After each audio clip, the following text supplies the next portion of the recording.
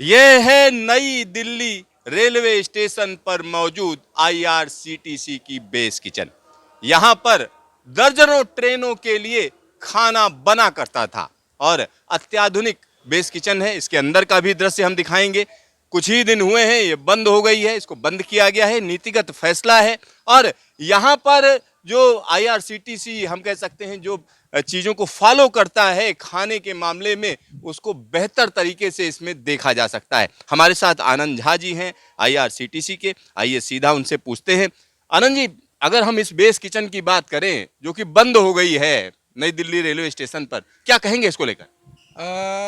हमारा ये base kitchen अपने आप में state of art base kitchen है और इस बेस किचन से 18 से ज़्यादा राजधानी, शताब्दी, दुरंतो, वंदे भारत ट्रेन को खाना हमने सप्लाई किया हुआ है। अभी ये क्लस्टर किचन का एक नया कॉन्सेप्ट हम लोगों ने डेवलप किया है जिसमें कि बेस किचन की मॉनिटरिंग एआई बेस्ड सीसीटीवी कैमरे से की जाएगी। तो इसके लिए इसको टेम्पररी तरीके से अभी बंद किया गया है और यहाँ पर एक ट्रेनिंग सेंटर खोलने का हमने प्रावधान सोचा है। इस पर्टिकुलर बेस किचन के बारे में अगर देखें तो ये अपने आप में संभवतः दिल्ली का सबसे पुराना और रादर हम कहेंगे कि सबसे पहला, भारतीय रेलवे में सबसे पहला ऐसा बेस किचन है जिसको हमने ISO 22000-2005 सर्टिफिकेशन दिलवाया है और फूड सेफ्टी मैनेजमेंट सिस्टम का सबसे पहला एक उदाहरण है, उदाहरण प्रस्तुत करेगा अपने आप में। अंदर चल के हम लोग देखेंगे। यहाँ पर आप देखिए, ये जो किचन हम आपको दिखा रहे हैं state of the art kitchen कही जाती है और इसमें कई चीज़ों को फॉलो किया जाता है। देखिए किस तरीके से लिखा हुआ है कि जो गोल्डन रूल्स हैं उनको यहाँ पर फॉलो किया जाता है। इसी तरीके से 10 सुनहरे नियमों का पालन करते हैं उसके बारे में भी दिया हुआ है। तमाम चीज़ें यहाँ पर देखने लायक हैं और यहाँ पर जो ये सूचना पट हैं कई चीज़ें बता रहे हैं। और ज्वेलरी पॉलिसी, यानी जो लोग यहाँ खाना बनाने का काम करते हैं वो कहीं ना कहीं ज्वेलरी न पहने, किस तरीके से दिक्कत हो सकती है उसको भी यहाँ पर बताया गया है। जब आप अंदर आएंगे तो यहाँ पर देखिए सर्टिफिकेट ऑफ अप्रूवल है, यानी ये दिया गया कि किस तरीके से यहाँ पर खाना बनेगा। वेजिटेरियन और नॉन वेज दोनों यहीं पर बनते थे और ऑन बोर्ड कैटरिंग के लिए यहाँ से जाया करता था खाना।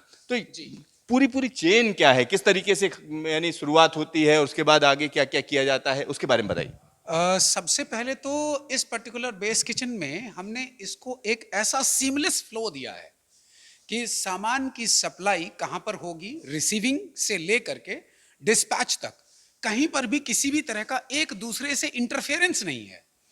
इसको इस तरह से समझें कि जहाँ पे सामान रिसीविंग हुआ उसके बाद वाले सेक्शन में जब वो आया प्रिपरेशन के लिए तो फिर वापस वो उस जगह पे नहीं जा सकता। एक तो तरफ से एंट्री हुई और फिर बाहर निकला, पूरा सीधा बाहर ही निकल गया। वो रॉ मटेरियल एक तरफ से एंटर हुआ और उसके बाद सीधे वो बाहर निकल गया। ये अभी हम लोग जो है वो स्टोर एक छोटा सा अब आप समझिए ये पूरी व्यवस्था ऐसी की गई थी कि यहाँ से सामान अंदर आएगा और यहाँ पर जो सामान है उसकी क्वालिटी चेक की जाती थी। एक एक चीज को यहाँ पर फॉलो किया जाता था और जो सामान यहाँ पर रखा हुआ है, अब हम कह सकते हैं चूंकि ये किचन बंद हो गई है इसलिए यहाँ थोड़ा बहुत सामान नजर आ रहा है। यहाँ पर एक और चीज हम आपको दिखाना चाहेंगे। यहाँ अगर हम देखें तो कहीं ना कहीं कोल्ड रूम है, दो कोल्ड रूम है यहाँ पर, जिसमें तमाम चीजें, जिसमें हम कह सकते हैं नॉनवेज की अगर हम बात करेंगे तो चिकन मटन जैसी चीजें भी रखी जाती हैं, साथ ही साथ सब्जी उसको भी रखा जाता है। कई चीजें जो फ्रेश रखनी है उसके लिए ये पूरा का पूरा सेटअप यहाँ पर मौजूद है और यहाँ जो तापमान है वो काफी कम तापमान रखे जाते हैं, मतलब एक तरीके से कोल्ड स्टोरेज है यहाँ पर। तो इस तरीके का सेटअप कितने लोगों के लिए पूरा सेटअप किया गया है? ये सेटअप यहाँ पर लगभग 10,000 खाने बनते थे रोज और 10,000 खाने की अगर बात करें तो एक आदमी के लिए अगर 1.25 किलोग्राम खाना हम लोग प्रिपेयर्ड बनाते हैं तो आप अंदाज लगा सकते हैं कि लगभग 15,000 किलो या उससे ज़्यादा रॉ मटेरियल की प्रोसेसिंग होती थी यहाँ पर और 10,000 किलो खाना रोज यहाँ से डिस्पैच होता था। तो ये अपने आप में एक बहुत कीर्तिमान ही है। और यहाँ अगर हम बात करें तो ये प्लेटफार्म के बिल्कुल पास में है, सीधा सीधा यहाँ से सामान निकला बनने के बाद और हम कह सकते हैं ट्रेन पे चढ़ाया जा सकता है। एकदम एकदम यहाँ पर स्टोर में लिया, अब स्टोर से हम लोग निकल करके जाएंगे जहाँ पे रॉ मटेरियल की प्रोसेसिंग होती है, जैसे कि चावल का धुलना या सब्जियों का कटना, ये सब सारी चीज़ें हैं। यहाँ आगे की अगर हम बात करें तो आगे यहाँ पर आप देख सकते हैं कि किस तरीके से वेज कुकिंग के लिए अलग अलग मशीनें भी यहाँ पर मौजूद हैं। अगर मशीनों की बात करें तो मशीनों को भी आप यहाँ पर दिखाने की हम कोशिश करेंगे कि किस तरीके से अलग अलग मशीनें यहाँ पर अभी भी मौजूद हैं, क्योंकि कुछ ही दिन हुए हैं जब इसको बंद किया गया है। यहाँ अगर मशीनों की बात करें तो किस तरीके की मशीनें? मशीनें ये जो आपके दाहिने तरफ दिख रही है, रैशनल की मशीन है।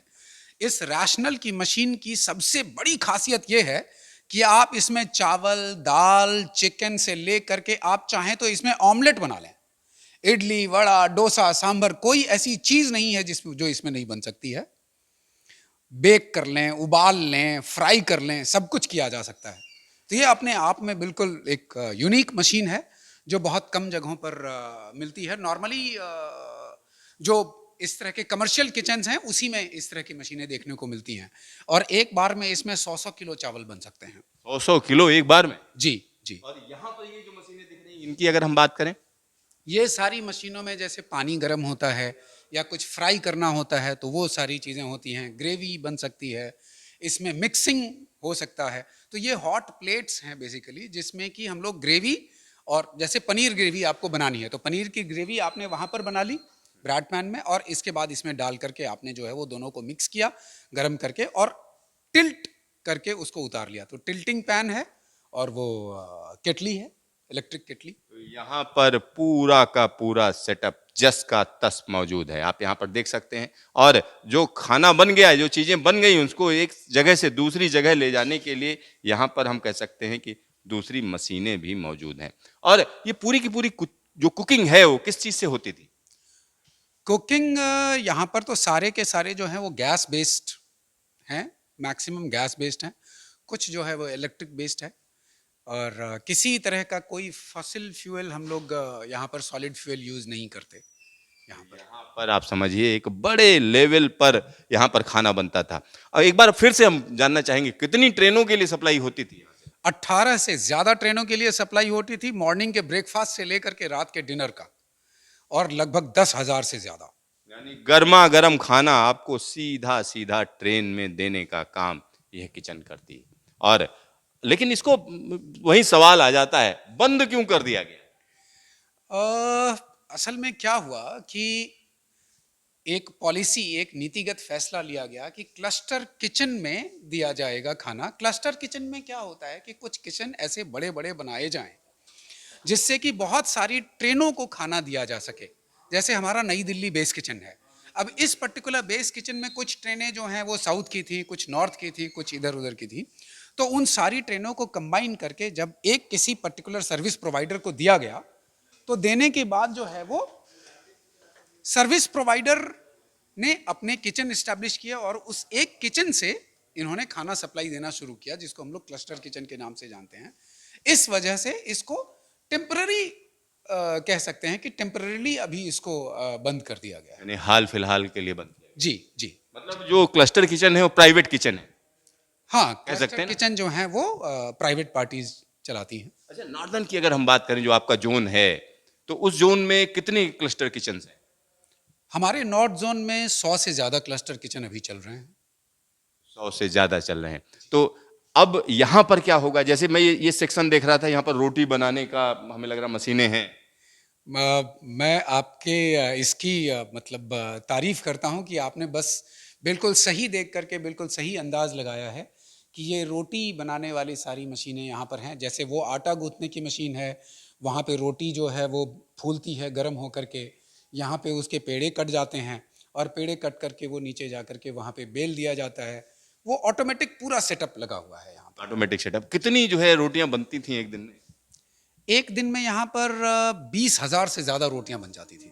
20,000 से ज्यादा रोटियां बनाई जाती थीं। और आइए हम एक और चीज दिखाते हैं आपको। अगर इस पूरी बेस किचन की बात करते हैं, पहले भी हमने आपको इसे दिखाया हुआ है जब यह बेस किचन चल रही थी। यहाँ नॉनवेज कुकिंग की अगर हम बात करें तो नॉनवेज कुकिंग के लिए तमाम मशीनें यहाँ पर मौजूद हैं। जो मशीनें आप देख सकते हैं, तो नॉनवेज भी बनता था और वेज भी बनता था एक ही किचन में? नहीं, नॉनवेज जो है वो उसका बिल्कुल सेपरेट सेक्शन है। अभी हम लोग जहाँ पर पहले गए थे वो कंप्लीटली वेजिटेरियन सेक्शन है। उसके बाद हमारा चपाती वाला सेक्शन है, और उसके बाद जो है वो हमारा नॉनवेज सेक्शन है। तो अभी ये हमारा नॉनवेज सेक्शन है जो कंप्लीटली मतलब पूरी तरह से सेग्रीगेटेड है।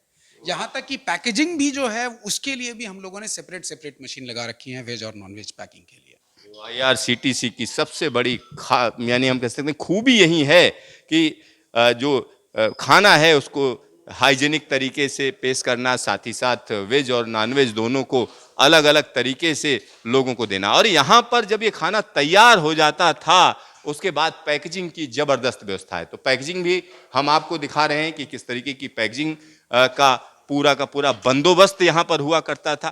तो यहाँ आप देख सकते हैं मेक इन इंडिया के तहत जो कन्वेयर बेल्ट्स हैं या जिस तरीके की चीजें हैं, मशीनें यहाँ पर मौजूद हैं। तो कहीं ना कहीं एक बड़ी किचन ये हुआ करती थी। लेकिन अब आईआरसीटीसी की अगर हम बात करें तो आईआरसीटीसी कह रही है कि यहाँ पर ट्रेनिंग देंगे।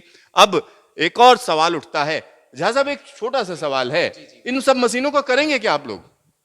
इन मशीनों को यूटिलाइज करेंगे। अभी प्लान कर रहे हैं हम लोग, यहाँ पर जनाहार एक नई दिल्ली में खुलने वाला है हमारा, वहां पर चालू करेंगे। तो मतलब इसी किचन से सप्लाई होगा जनाहार? जी जी जी, इसी किचन से सप्लाई करने का भी प्लान है हमारा। तो यहां पर आप समझिए क्लस्टर किचन के चलते यह स्टेट ऑफ द आर्ट जो बेस किचन है इसको बंद किया गया, लेकिन आईआरसीटीसी कहीं ना कहीं पूरी तरीके से इसको यूटिलाइज करने की तैयारी कर रही है। क्योंकि जनाहार की अगर हम बात करें यानी सस्ते पैसे में या कम पैसे में आम आदमी को खाना देने की जो कोशिश है, मुहिम है, उसमें इस किचन का इस्तेमाल किया जाएगा। तो जब हम जनाहार की बात करते हैं तो जनाहार कितने लोगों के लिए आप यहाँ पर सप्लाई कर पाएंगे? सप्लाई करने की तो लिमिट हमने अभी आपको बताई कि 10,000 से ज़्यादा अधिक हम लोग सप्लाई कर ही चुके हैं। तो जनाहार का जितना भी रिक्वायरमेंट होगा वो सब हम लोग यहाँ से पूरा कर सकेंगे। तो मतलब ये वेस किचन जिसको अभी फिलहाल बंद कर दिया गया है, अब इसका नाम हम कह सकते हैं जनाहार किचन हो जाएगा? नहीं, जनाहार किचन तो नहीं होगा, रहेगा बेस किचन ही, और सप्लाई करेगा जनाहार को। अच्छा, इस पर लगातार नजर रखी जाएगी, एआई बेस्ड जो टेक्नोलॉजी आप बता रहे हैं? बिल्कुल बिल्कुल, जो टेक्नोलॉजी एक बार इम्प्लीमेंट हो गई उससे हम लोग डिस्पेंस तो नहीं करेंगे या उससे नीचे भी नहीं उतरेंगे, उसको ऊपर ही बढ़ाएंगे। जैसा साहब आपका ढेर सारा धन्यवाद। बहुत बहुत धन्यवाद आपका। तो यहाँ पर आप समझिए यह बेस किचन कहीं ना कहीं हजारों लोगों के लिए खाने की सप्लाई करती थी, लेकिन जो रेलवे की पॉलिसीज हैं क्लस्टर किचन को लेकर उसकी वजह से इसको बंद करना पड़ा है। लेकिन आईआरसीटीसी का कहना है कि इसको हम इस्तेमाल करेंगे, इसमें जो अत्याधुनिक चीज़ें हैं उनका इस्तेमाल किया जाएगा, क्योंकि जनाहार की एक बड़ी ज़रूरत है जिसके लिए इस किचन का अब इस्तेमाल किया जाएगा। कैमरामैन शकील अहमद के साथ सिद्धार्थ, न्यूज स्टेशन, दिल्ली।